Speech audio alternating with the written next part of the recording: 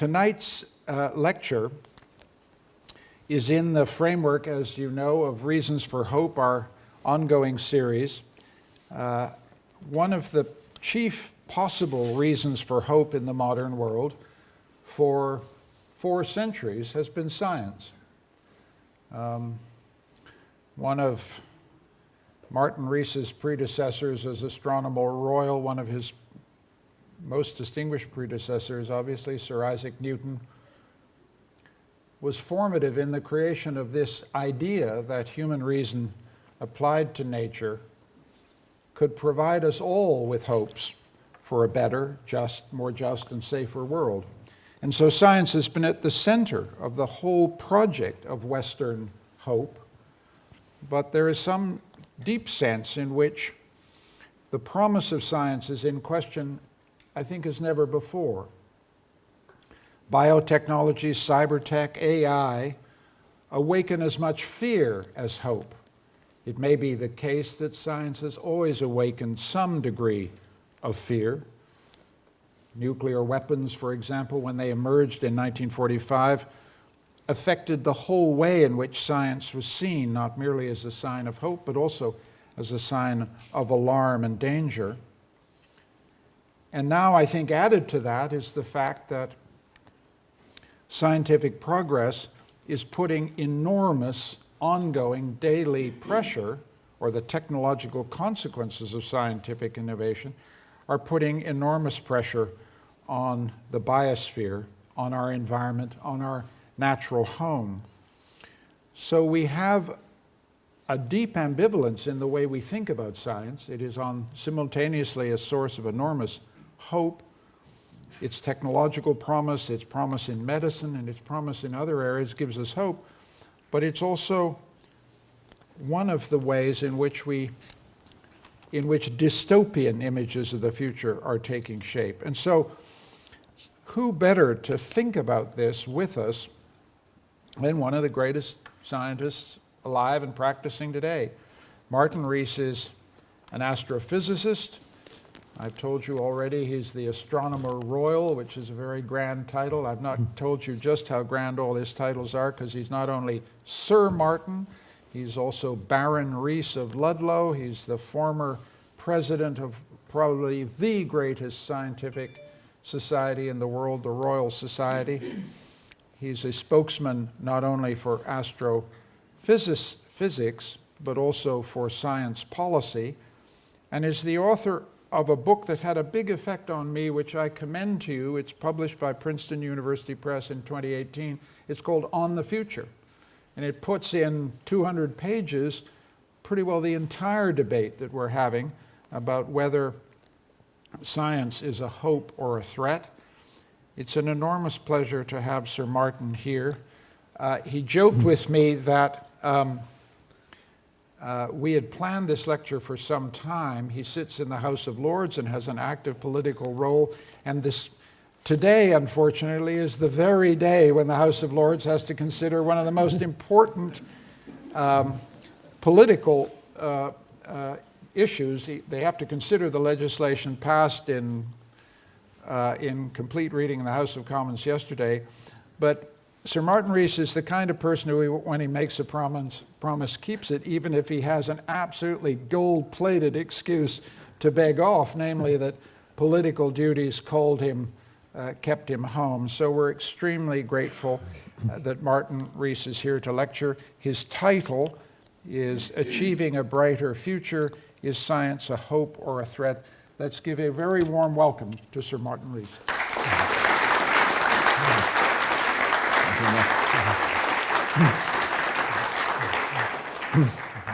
Yes. Well, good evening, ladies and gentlemen. It's a great pleasure and privilege to be here at this university, and also to be welcomed by Michael, who I've known since we were both young in Cambridge a very long time ago, and I've admired enormously his career ever since. And it's great to be here with so many friends. He mentioned that I was Astronomer Royal. It's an odd title, but I'm sometimes asked, does that mean you do the Queen's horoscopes? And I say, well, if she wanted one, I'm the man she'd ask. And people sometimes take me seriously and take seriously my predictions, but then I come clean and I say, I'm only a scientist. And then they quite rightly lose all interest in my predictions, because scientists are pretty rotten as forecasters, although I have to say not quite as bad as economists. And as Michael mentioned, I have recently written a book.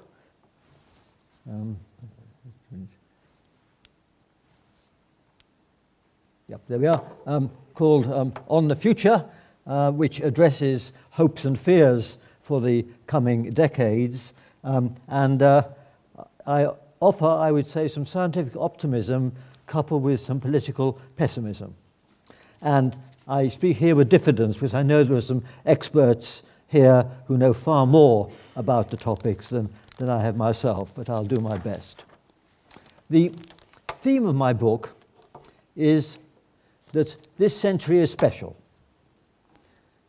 The Earth's been around for 45 million centuries, but this is the first when the main threats come not from nature, but from one species, ours.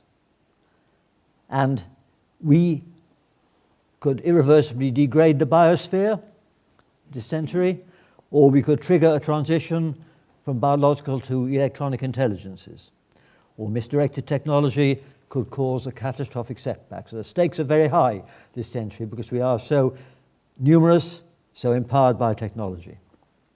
Well, we've had one lucky escape already, which Michael mentioned, which is that at any time in the Cold War era, when armament levels escalated beyond all reason, the superpowers could have stumbled towards Armageddon through muddle or miscalculation. And that threat is really just in abeyance now. Nuclear weapons are based on 20th century science, and I'll focus later in my talk on 21st century sciences, bio, cyber, robotics, and space, which all offer huge potential benefits, but they expose us to worrying novel vulnerabilities. But before that, let's focus on long-term threats that stem not from conscious decisions, but from humanity's ever heavier collective footprint. Because even with a cloudy crystal ball, there are some things we can predict a few decades ahead. For instance, by mid-century, the world will be more crowded. 50 years ago, the world population was about 3.5 billion. It's now about 7.6 billion. And this picture here shows in distorted form where the growth has been in the last 25 years, East Asia and Africa. In fact, the number of births per year worldwide peaked a few years ago and is going down. But nonetheless, the population is destined to rise to 9 billion by the middle of the century. And that's partly because most people in the developing world are young. Here's a contrast between the histograms, the age distributions in West Africa, lots and lots of young, not very many old, and Western Europe on average. And even if the birth rate is stabilized at 2 per women, then of course the people in Africa are going to live much longer and they will have their children. And so even if the birth rate worldwide stabilizes, the population is destined to grow to about 9 billion. And as I mentioned, the main growth is in East Asia, and it's there that the world's human and financial resources will become concentrated. It's the end of 4 centuries of North Atlantic hegemony. And there's more urbanization. To prevent megacities becoming turbulent dystopias will surely be a major challenge to governance. Population trends seem rather under-discussed, perhaps because doom-laden forecasts by, for instance, a Club of Rome proved off the mark. Also, some deem it to be a taboo subject, tainted by association with eugenics in the 20s and 30s, with Indian policies under Indira Gandhi, and more recently with China's hardline one-child policy. But as it's turned out, food production and resource extraction have kept pace with rising population. Famines still occur, but they're due to conflict or maldistribution, not overall scarcity. Beyond 2050, it's not so clear what the population is going to do. But to feed 9 billion will in itself require improved agriculture, no-till, water conserving, and perhaps GM crops. Everyone can't eat as much beef as present-day Americans and use as much energy as they do. And maybe dietary innovations are needed. Converting insects, for instance, highly nutritious and rich in proteins, into palatable food, and making artificial meat. Those are very benign technologies. And to quote Gandhi, there will be enough for everyone's need, but not for everyone's greed. As I said, the population trends beyond 2050 are harder to predict. With enhanced education and empowerment of women could reduce fertility rates when they're highest, and the demographic transition hasn't yet reached parts of India and sub-Saharan Africa. And also urbanization tends to reduce fertility. But some UN projections suggest that if Africa continues to prefer large families, then that continent's population could double again between 2050 and 2100 to 4 billion, thereby raising global population to 11 billion. And Nigeria alone would then have as big a population as Europe and North America combined. Africa's population would be then 10 times Western Europe's. Well, that's one scenario. Of course, some people say population may decline after 2050. Optimists say that each extra mouth brings 2 hands and a brain. But it's the geopolitical stresses which are most worrying. Sub-Saharan Africa is now poor, and it can't escape poverty as the so-called Asian tigers did by undercutting Western manufacturing costs. Because robots can now do manufacturing, and we have reshoring in rich countries. Another point is that although in Africa they don't have sanitation, they do have smartphones. They know what they're missing. They know the injustice of their fate. And migration is easy. This is surely a recipe for instability.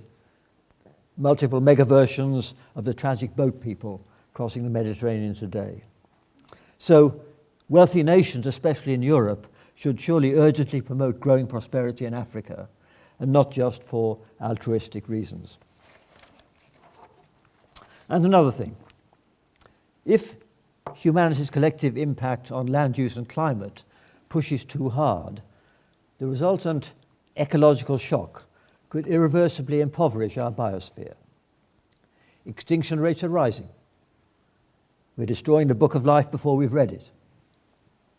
Already there's more biomass in chickens and turkeys than in all the world's wild birds. And the biomass in humans, cows, and domestic animals is 20 times that in wild mammals. Biodiversity is crucial to human well-being.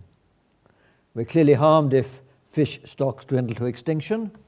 There are plants in the rainforest whose gene pool might be useful to us. But for many environmentalists, preserving the richness of our biosphere has value in its own right, over and above what it means to us humans. To quote the great Harvard ecologist E.O. Wilson, mass extinction is the sin that future generations will least forgive us for. So the world's getting more crowded. And as a second firm prediction, it will gradually get warmer. In contrast to population issues, climate change is certainly not under-discussed, though it is under-responded to.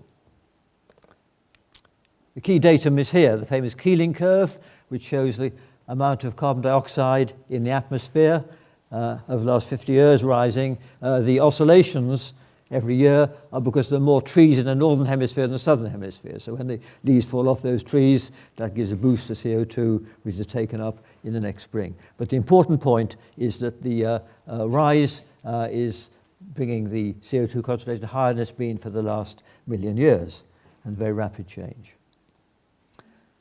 And the fifth of the famous IPCC reports presented a spread of projections for what the temperature would be for different assumptions about future rates of fossil fuel use. It's still unclear how much the climatic effects of CO2 are amplified by associated changes in water vapor, cloud cover, etc. That's what's called the climate sensitivity, and that means that for any model there's a range of uncertainty simulated with those bars on the right, which is uncertainty in the science. However, despite the uncertainties, there's one important message that everyone will agree on, which is that under business as usual scenarios, we can't rule out, later in this century, really catastrophic warming and tipping points triggering long-term trends like the melting of Greenland's ice. But even those who accept that have diverse views on the policy response. And these divergences are not just because some are deniers of the science and others aren't, it's because they differ in their views on the economics and ethics, in particular in how much obligation we should feel towards future generations. The Danish campaigner Born Lomborg, he has sort of bogeyman status among environmentalists, which is a bit unfair, as he doesn't deny the science. But he runs something called the Copenhagen Consensus of Economists, and they downplay the priority of addressing climate change compared with shorter-term efforts to help the world's poor. But that's because he applies a standard discount rate, 5% per year, and in effect, therefore, writes off what happens beyond 2050. But if you care about those who will live into the 22nd century, then, as other economists like Martin Weitzman and Nick Stern would argue, you deem it worth paying an insurance premium now to protect those generations against the worst-case scenarios. So even those who agree that there's a significant risk of climate catastrophe a century hence will differ in how urgently they advocate action today. Their assessment will depend on expectations of future growth and optimism about technological fixes. But above all, it depends on an ethical issue. In optimizing people's life chances, should we discriminate on grounds of date of birth? As a parenthesis, I'd note there's one policy context where an essentially zero discount rate is applied, and that's to radioactive waste disposal, when the depositories are required to prevent leakage for 10,000 or more years, which is somewhat ironic when we can't plan the rest of energy policy even 30 years ahead. What will actually happen on the climate policy front? The pledges made at the Paris conference in 2015 are a positive step. But politicians won't gain much resonance by advocating unwelcome lifestyle changes now or a high carbon tax when the benefits accrue mainly to distant parts of the world and decades in the future. To quote Mr. Jean-Claude Juncker, in a different context, he famously said, "We know what to do, but we don't know how to get re-elected if we do it." And that's the situation for the better politicians with regarding to climate change. But there is one win-win roadmap to a low-carbon future. And this is it. It's that nations should accelerate research and development into all forms of low-carbon energy generation and into other technologies where parallel approach is crucial, especially storage of energy, batteries, compressed air, pumped storage, flywheels, etc., and smart grids. That's because the faster these clean technologies advance, the sooner will their prices fall, so they become affordable to, for instance, India, where more generating capacity is needed and where the health of the poor is currently jeopardized by smoky stoves burning wood or dung. There's otherwise pressure to build coal-fired power stations. But if they could afford it, they would jump directly to clean energy, just like some countries have jumped directly to mobile phones and never had landlines. Well, sun and wind are, of course, the front runners, but other methods have geographical niches. Geothermal power, tidal energy, and things like that. And because of local intermittency, we do need energy storage, and also we need continental-scale DC grids. We'd like to carry solar energy from Morocco and Spain to the less sunny northern part of Europe, and east-west to smooth over peak demand over different time zones. Maybe this should be part of China's Belt and Road Initiative, going all the way from Europe right across to China. And although I know it's controversial, I think that it's worthwhile to boost R&D into a variety of fourth-generation nuclear, because these could prove to be more flexible in size and safer than existing nuclear power stations, which are based on 1960s designs. And the potential payoff from fusion is so great it's worth continuing prototypes of that.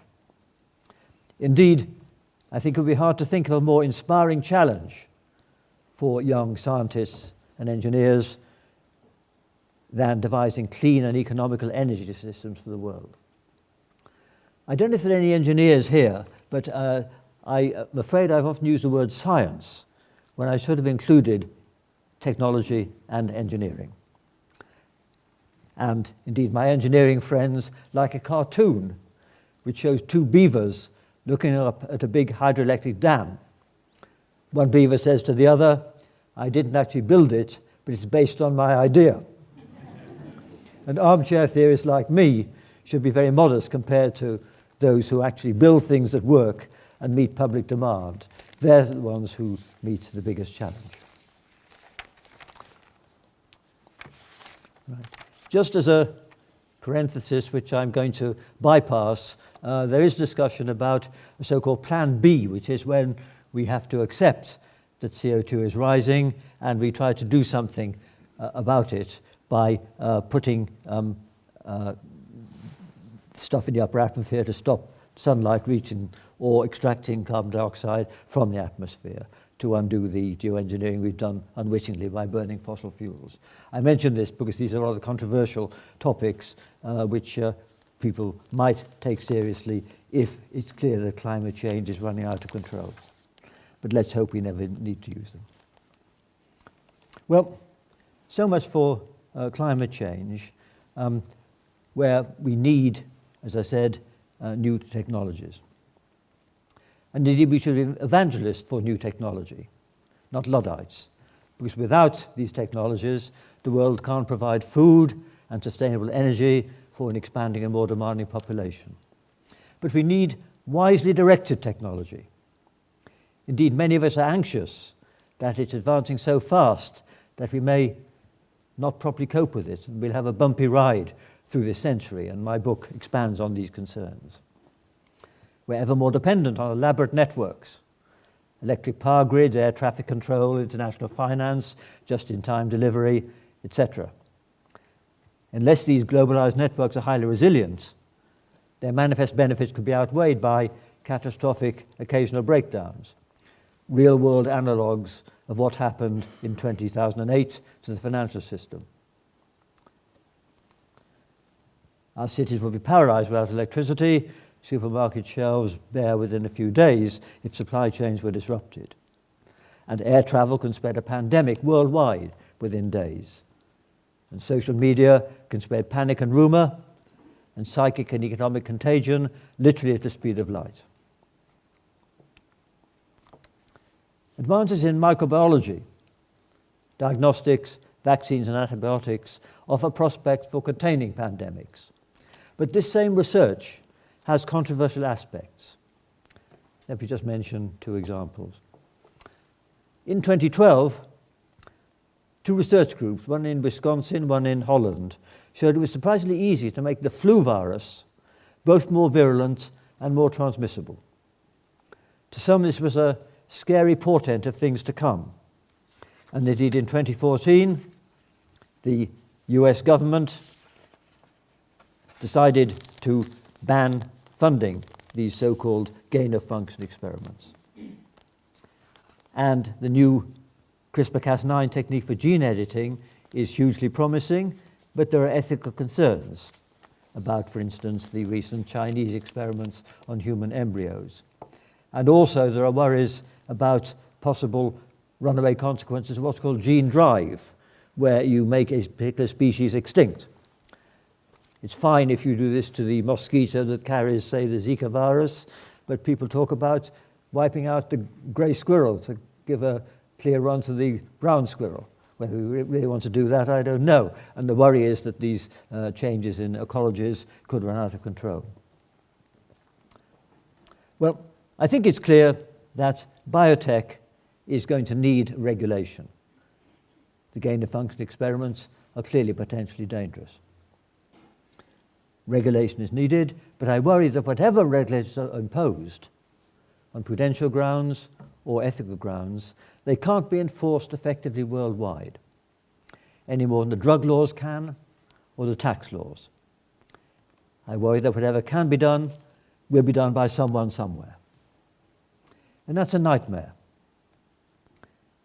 An atomic bomb can't be built without large-scale special-purpose facilities, but biotech involves small-scale dual-use equipment. Indeed, biohacking is burgeoning even as a hobby and competitive game. And we know all too well that technical expertise doesn't guarantee balanced rationality. The global village will have its village idiots, and they'll have global range.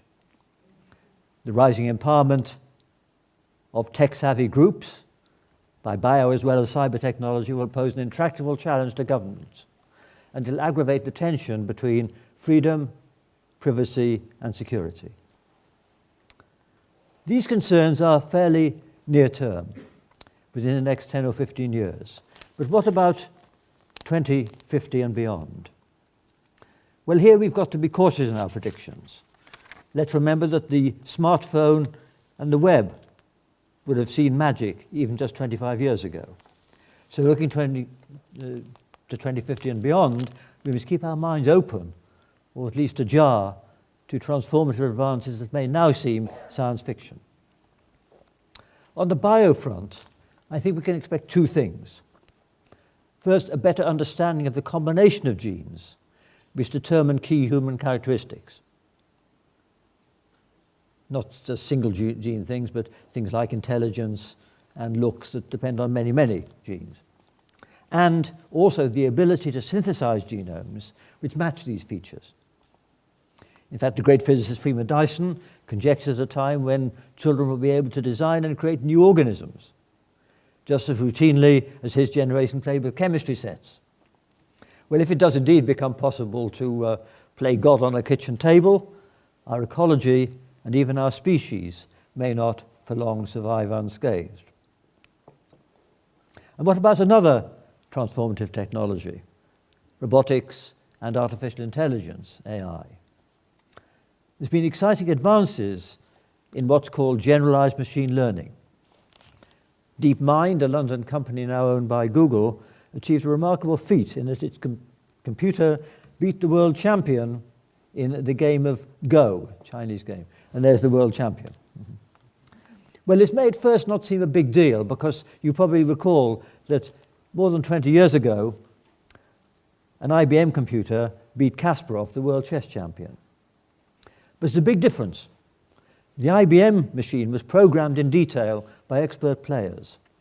In contrast, the machine that played Go, and it can now play chess as well, was given just the rules and gained expertise by playing hundreds of thousands of games against itself in a single day.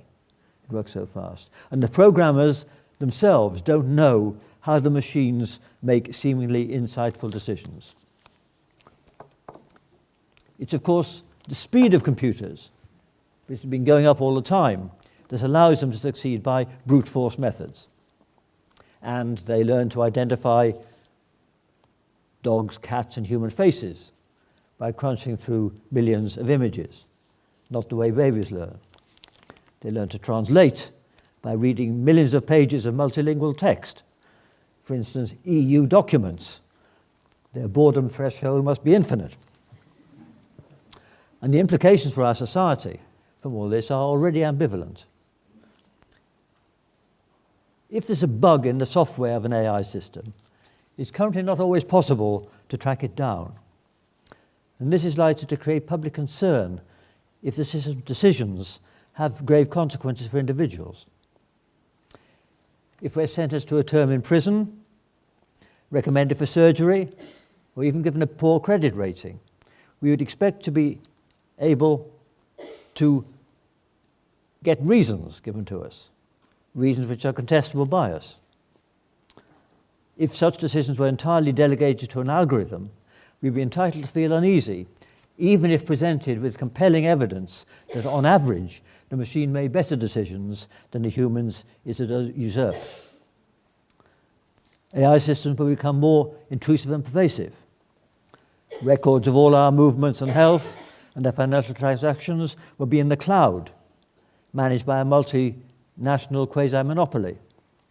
The data may be used for benign reasons, for instance, for medical research, but its availability to internet companies is already shifting the balance of power from governments to globe-spanning conglomerates. And there are other privacy concerns. Are you happy, for instance, if a random stranger sitting near you in a restaurant can, via facial recognition, identify you and invade your privacy? Or if fake videos of you become so convincing that visual evidence can no longer be trusted? The arms race between cyber criminals and those trying to defend against them will become more expensive and vexatious when the criminals have AI. Criminals succeed by reinforced learning on big training sets. But will they ever understand humans? That's hard because it involves observing actual people in real homes or workplaces. And the machine will feel centrally deprived by the slowness of real life and will be bewildered. Let me quote Stuart Russell, who's a leading AI theorist at Berkeley. He says, the machine could try all kinds of things: scrambling eggs, stacking wooden blocks, chewing wires, poking its finger into electric outlets. But nothing would produce a strong enough feedback loop to convince the computer it was on the right track and lead to the next necessary action. And robots are still clumsier than a child in moving pieces on a real chessboard. They can't jump from tree to tree like a squirrel, although there is a robot made by Boston Dynamics, there it is, which can apparently do somersaults. It's got a combination of legs and wheels. AI has a long way to go. The Go-playing computer uses hundreds of kilowatts of power, but the brain of the man who challenged it uses 30 watts, about a light bulb, and he can do many other things apart from play Go. But what about what AI will do in the workplace? It'll take over a lot of boring manual work, but not all. Plumbing and gardening will be among the hardest jobs to automate. But it will also do some white-collar work, routine legal work, medical diagnostics, and even surgery. The big social and economic question is this: will this second machine age be like earlier disruptive technologies, the car, for instance, and create as many jobs as it destroys? Or is it really different this time? The money earned by robots could generate huge wealth for an elite. But I suggest in my book that to preserve a healthy society will require massive redistribution of that income to ensure that everyone had at least a living wage. This shouldn't be a handout, but should be achieved by creating huge numbers of upgraded public service jobs where the human element is crucial. For instance, caring for old people. These are now undervalued where demand is huge. But also teaching assistants, custodians, gardeners in public parks, and so forth. If enough such jobs could be created to replace those in call centers and Amazon's warehouses, that's surely to be welcomed. It's a win-win situation. I can see this happening in Scandinavia, perhaps, though there may be some ideological barriers in the United States and some other countries. But let's look still further ahead. AI can cope with complex, fast-changing networks, traffic flows or electric grids. That's certainly good news. The Chinese could have an efficient, planned economy that Marx could only dream of. And it can help science too. Perhaps it can find the recipe for a high-temperature superconductor or settle whether string theory is the right theory.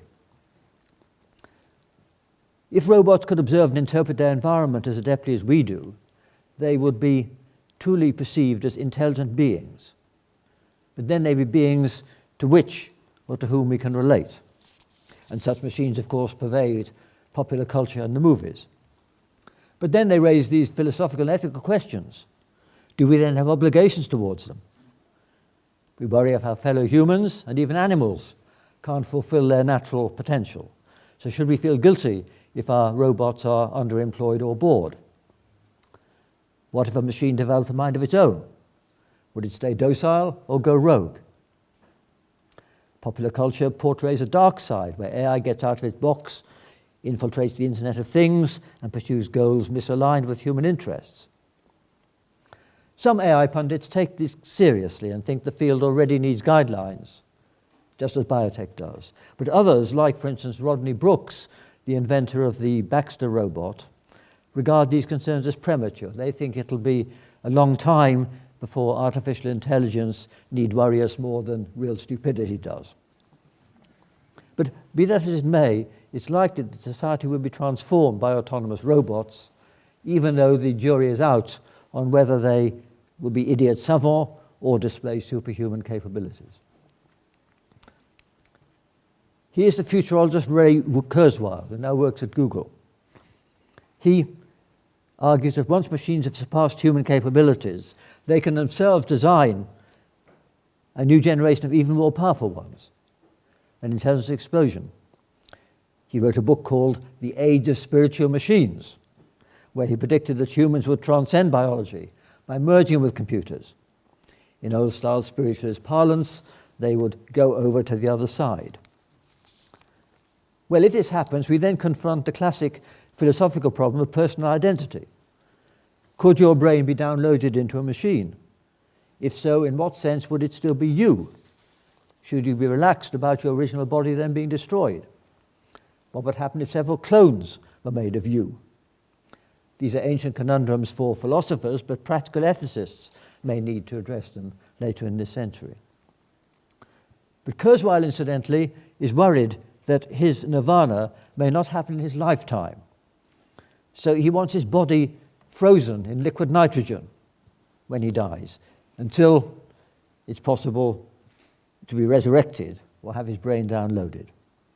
And there's a company in Arizona which will freeze and store your body for this time. I was surprised, in fact, to find that 3 of my academic colleagues in England had gone in for this so-called cryonics. 2 have paid the full whack of about $80,000. The third had taken the cut price option of just having his head frozen. I was glad these 3 were all from Oxford and not from my university. And I told them I'd rather end my days in an English churchyard than an American refrigerator. But of course, more seriously, research on aging is being prioritized. Will the benefits be incremental, or is aging a disease that can be cured? Dramatic life extension would plainly be a real wild card in population projections with huge social ramifications. But it may happen along with human enhancement in other forms. And it's at least surely possible on the cards that human beings, their mentality and their physique, may become malleable through the deployment of genetic modification and cyborg techniques. Moreover, this future evolution, a kind of secular intelligent design, would take only centuries, or maybe less, in contrast to the thousands of centuries needed for Darwinian evolution.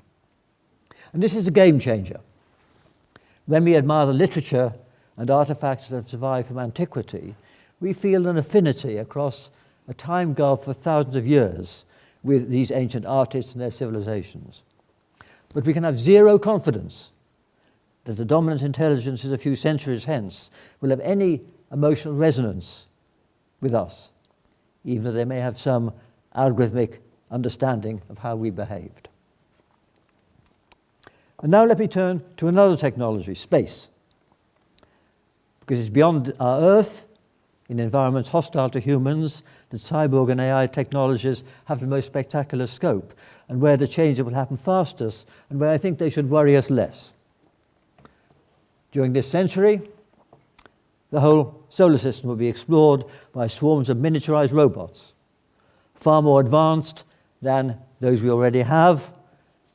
And for instance, the Cassini craft, which spent 13 years exploring the moons of Saturn, or the European robot, which landed on a little robot on this comet, or the American probe, which sent back this picture and many other pictures of Pluto 20,000 times further away than the moon is.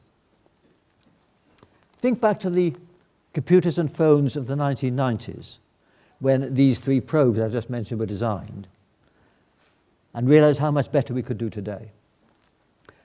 The next step will be deployment in space of robotic fabricators, which can build large structures, for instance, giant telescopes with huge gossamer-thin mirrors, solar energy collectors, and such like.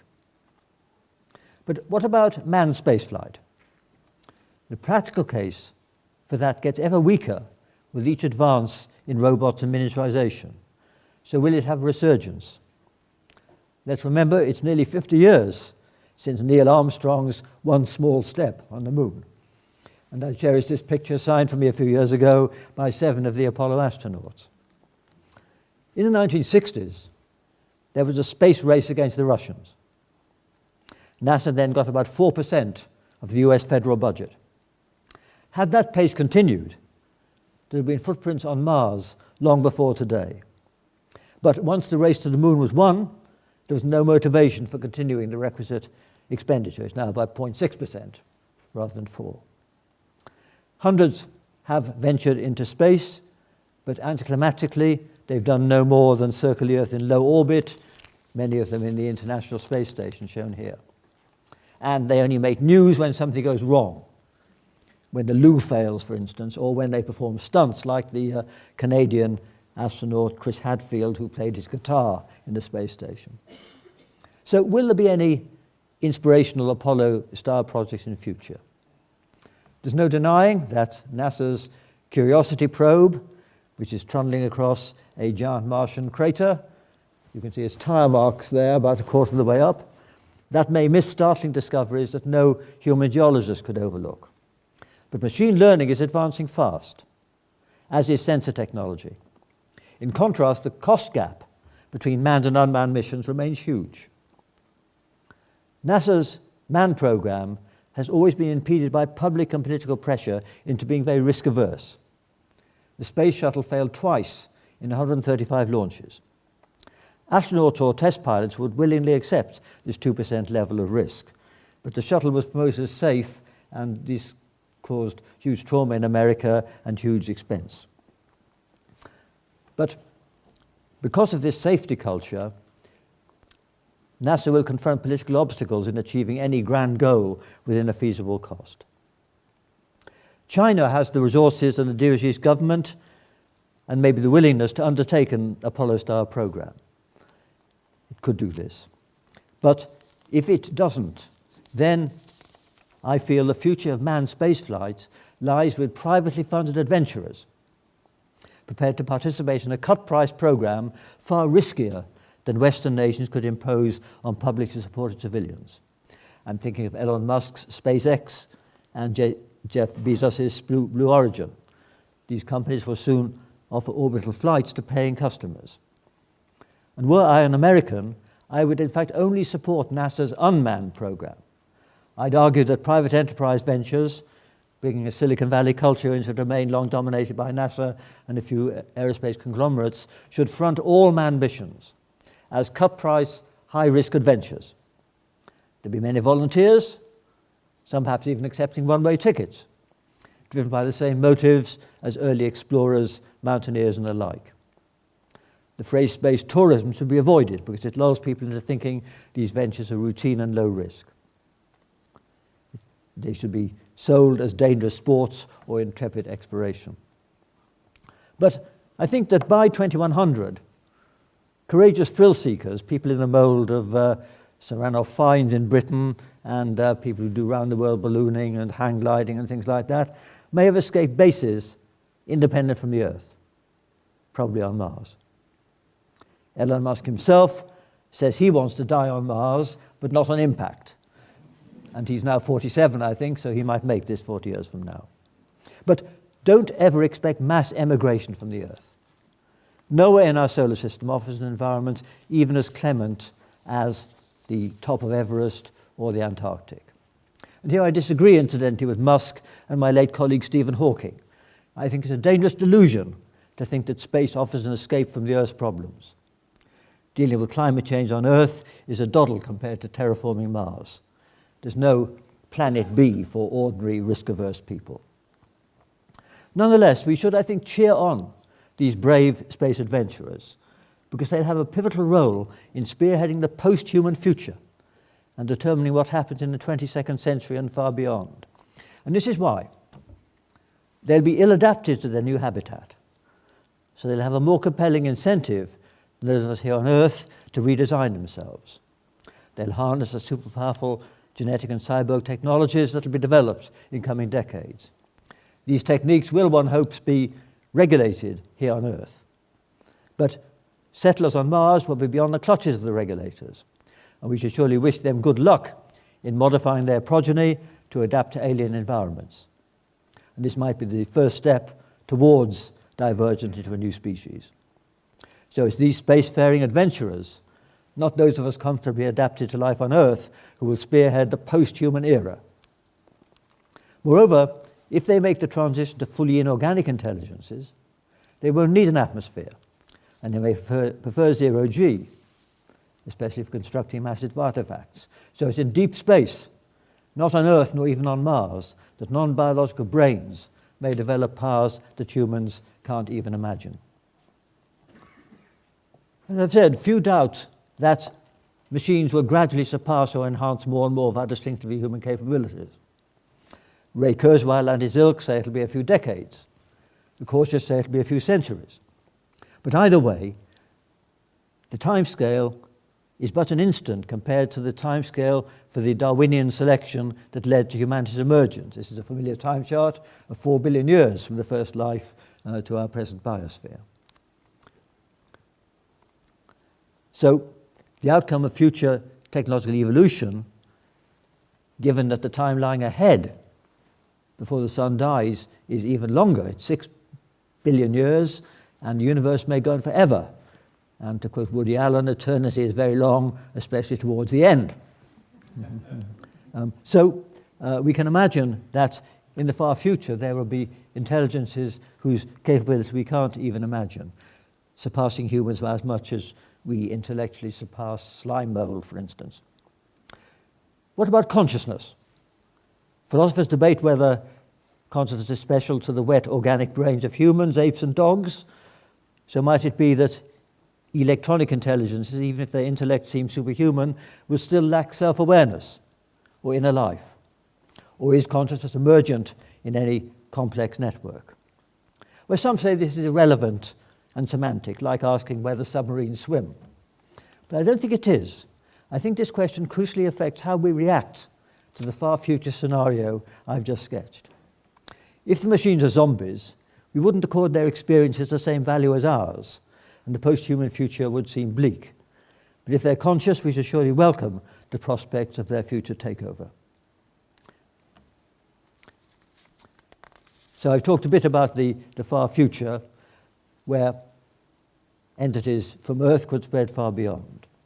But this, of course, raises a question that everyone always asks: is there life out there already, before perhaps our descendants ever go there? Well, we all agree that we don't know if there is. I have to say, though, going back to being Astronomer Royal, that I get letters from people who think they do know. They've been abducted, etc., they met the aliens, and I write back to them saying, do they really think that if the aliens had made a huge effort to traverse interstellar distances, they would just meet one or two well-known cranks, make a corn circle and go away again. And the second thing I tell these people is to write to each other and not write to me. But even though we don't know, it is one of the great questions, obviously. Where we now know that there's nowhere in our solar system where there's any advanced life. Here's Mars. There may be freeze-dried bacteria, but nothing else there. There may be something swimming under the ice. Here, this is Enceladus, a moon of Saturn. But if we widen our horizons to the realm of the stars, we've learned something in the last 20 years that really makes the night sky much more interesting. We've learned that most of the stars we see in the sky are orbited by retinues of planets, just like the Earth is orbited by the familiar planets. And indeed, most stars have planets, and probably 1 in 6 has a planet rather like the Earth. And the question is, did life start on those as it started here on Earth? We just don't know, because saying that a planet is habitable doesn't mean it's inhabited. Now, let me just show you, this is a remarkable system that was discovered a few years ago, which is a miniature solar system. The star is about 1% as bright as the sun, and it's got 7 planets orbiting it, and their year is 1.5 days for the innermost one, and 18 days for the outermost one. This may not be a very good place for life to exist for various reasons, but it's amazing that we now have things like this. I should mention that we infer these planets not by seeing them, but by looking for their effect on the parent star. If they transit in front, they make the star appear a bit dimmer, when their gravity makes the star's motion wobble. But we'd really like to actually see them, and we can't do that yet. But I'd like to advertise that the world's largest telescope is being built by the European Southern Observatory, a European consortium in Chile, and the Europeans aren't very imaginative in their nomenclature. It's called the Extremely Large Telescope, the ELT.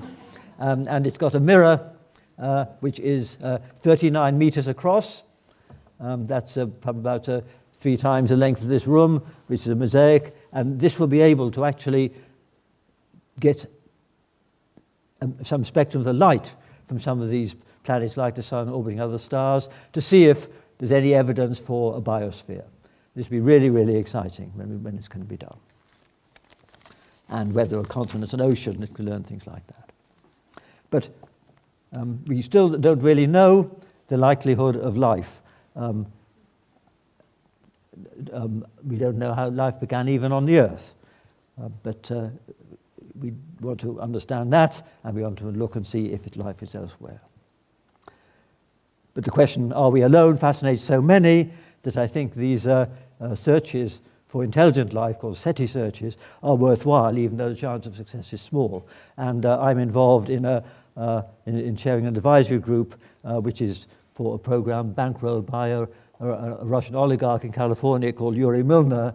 And although the chance is small, I think it's good he's spending his money this way rather than on a football team or a bigger yacht. But SETI searches, that's a topic for a different lecture, or maybe the question period. So let me just briefly conclude by focusing back closer to the here and now. Because as I said at the beginning, even in a concertinaed timeline extending billions of years into the future as well as into the past, we're living in a special century. The first when these transformations from organic to inorganic life can happen, when we can spread beyond the solar system, etc., or when, if we take a darker view, our follies could foreclose the immense future potential and leave it an anarchic and depleted planet. My book emphasizes how our society is brittle and interconnected and vulnerable. I argue that we fret too much about small risks.